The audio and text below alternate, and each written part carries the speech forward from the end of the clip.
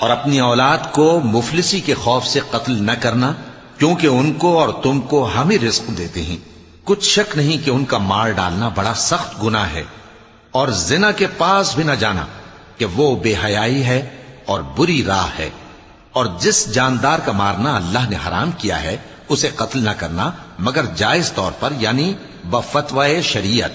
اور جو شخص ظلم سے قتل کیا جائے، ہم نے اس کے وارث کو اختیار دیا ہے کہ ظالم قاتل سے بدلہ لے، تو اس کو چاہیے کہ قتل کے قصاص میں زیادتی نہ کرے کہ وہ منصور و فتح یاب ہے۔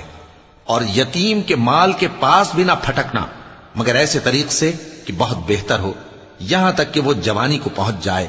اور عہد کو پورا کرو کہ عہد کے بارے میں ضرور پرسش ہوگی۔ اور جب کوئی چیز ناپ کر دینے لگو تو پیمانہ پورا بھرا کرو، اور جب تول کر دو تو ترازو سیدھی رکھ کر تولا کرو۔ یہ بہت اچھی بات